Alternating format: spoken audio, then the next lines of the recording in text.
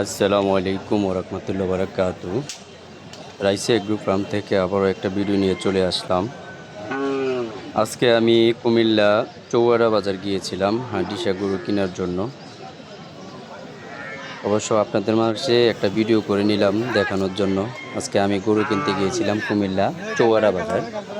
আজ রোজ শনিবার কুমিল্লা চৌয়ারা বাজার।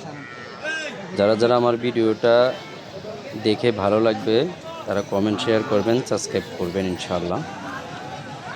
আমার ভিডিওর পাশে থাকেন, দেখেন সম্পূর্ণ ভিডিও দেখেন গরুগুলা।